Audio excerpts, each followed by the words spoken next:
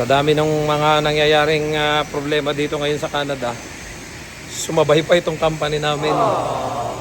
Ang dami na rin problema. Nasa sitwasyon kami ngayon na hindi talaga maganda dito sa farm. And yung mga workers ay hindi na rin masaya. Dahil, ano ko ba sasabihin? Hindi ko alam kung paano ko sasabihin sa inyo eh. May problema kami sa sahod. Overtime sa lahat. Maraming issues na. And then, hindi ko na rin naman masisi yung company kasi even sila may pinagdadaanan din. Alam mo yung nakahang na ako nasa dulo na ako nung PR application ko. Expired na yung working permit ko. And then sumabay pa nga tong company sa mga problema. Until now wala pa ring decision sa amin. And then yung work permit extension namin is until February na lang, which is 2 months na lang ngayon. So wala pa ring decision kung approve na yung BOWP namin. And yung kasama ko, may dumating na letter 2 days ago. Yung status niya is kinakansela na. Kahit na may apply na siya ng PR. Kaya medyo marami din ako iniisip. Na parang medyo nag-overthink ako. Ha? Si Bay? Ha? May inquiry si Bay. Pwede ba siyang mag-apply ng AI sa AI? Oo, service car? Buti na na-approve ka. Pwede yun Brad kasi kaya may AI na deduction eh. Ayun nga, kaya nga naguguluhan kasi ako sa sitwasyon kagaya nung nakausap kong mga worker na galing Taiwan. Hindi sila lahat na-approve, nasa 20 sila, hindi sila na-approve ng AI. Sabi ko bakit? Kasi nga close working permit nga daw sila. So napakwento rin ako dito ng napakatagal. Kaya siguro mga 45 minutes din ako dito. And then kanya-kanyang hinaing yung mga kasama ko. Hindi na talaga maganda yung nangyayari. Bigyan ko lang kayo ng ilang update. Lagi nang delay yung sahod namin. Nung nakaraan last day of November yung sahod namin. Sumahod kami mga 3 days pa, mga December 3 na. And then ngayong December naman, delay na naman.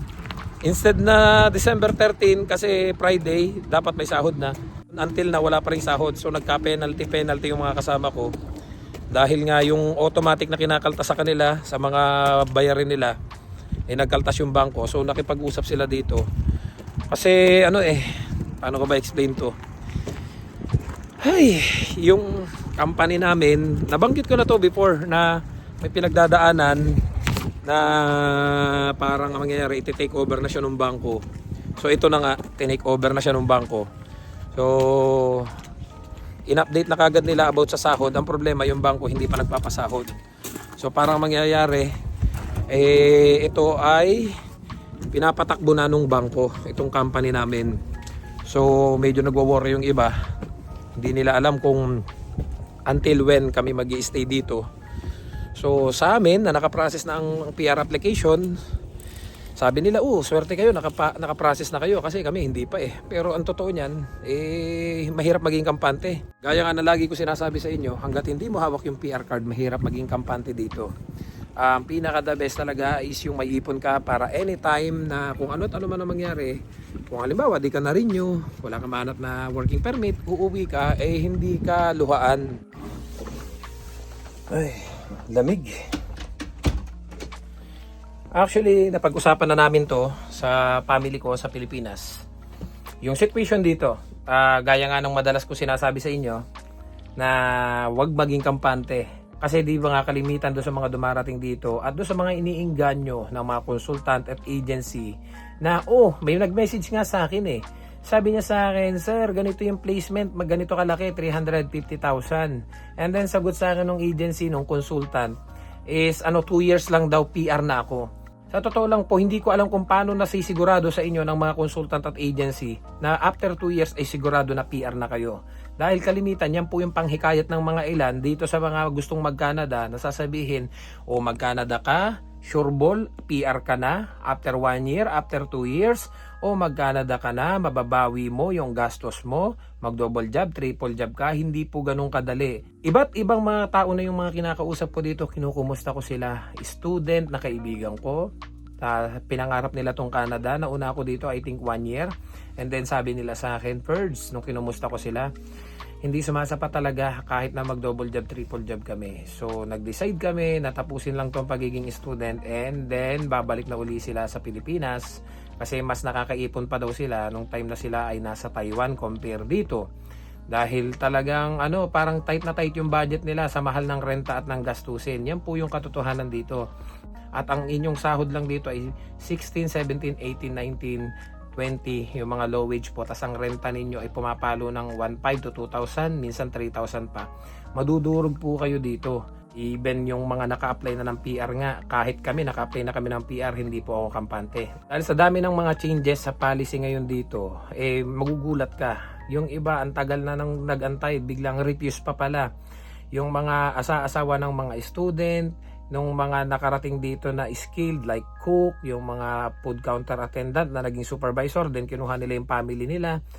May mga kasama tayo dito na medyo nag-aalala na rin kasi yung family nila is na dito na, hindi pa sila PR. So nangangamba sila, although mahaba pa yung working permit nila, may 1 taon pa. So sabi nga nila, what happened after siguro sa next year? Kaya kailangan maka-apply na rin sila ng PR.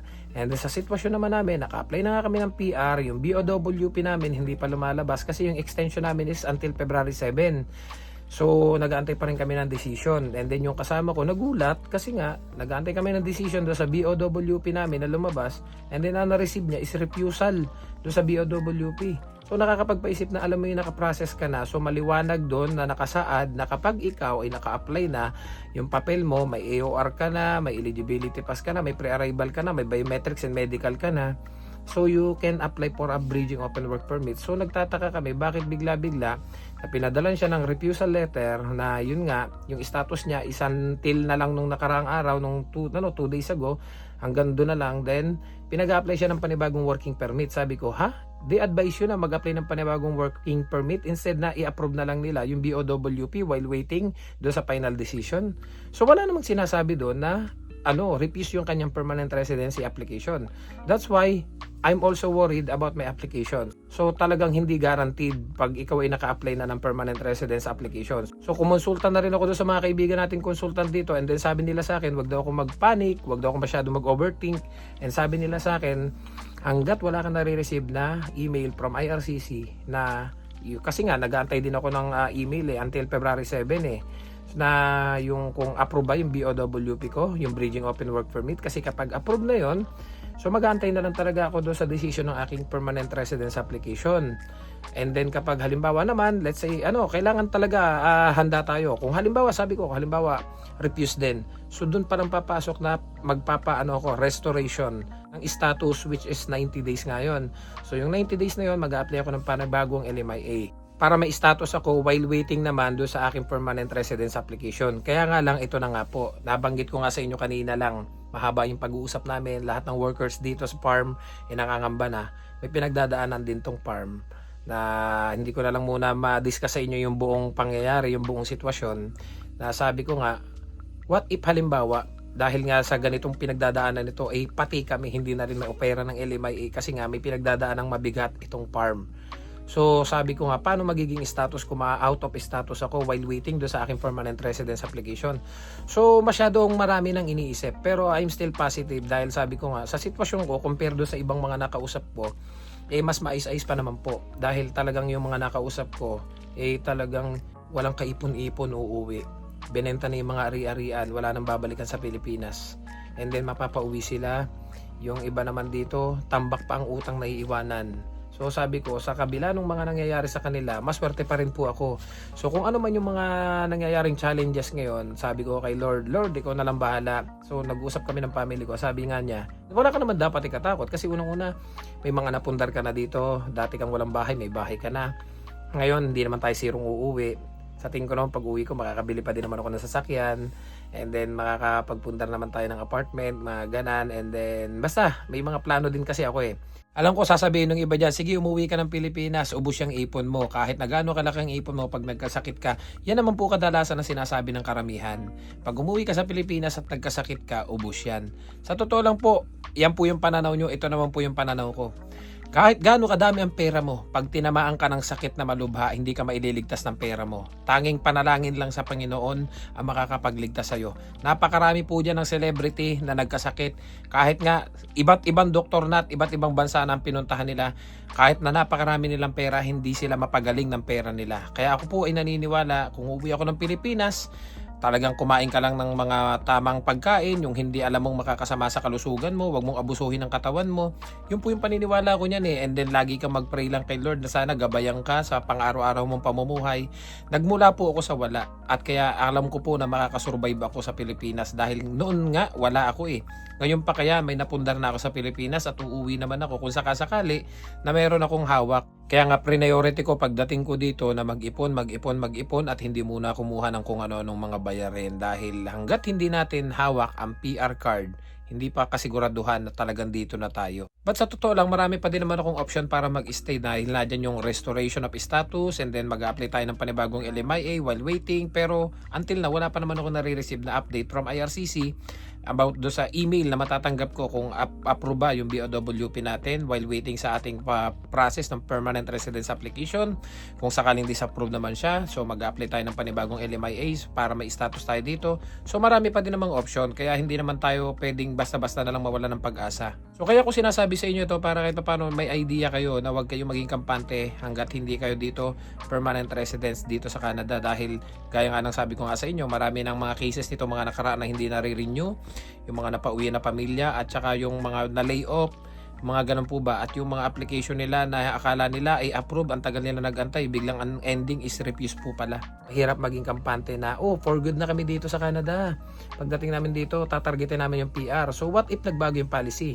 Kagaya ng nangyari doon sa mga student na nag-ready na, yung sa Quebec, na nag-ready na sila ng mga requirements nila, nag-French na sila, nag-self-pip na, may French pa, nag-IELTS na, may French pa.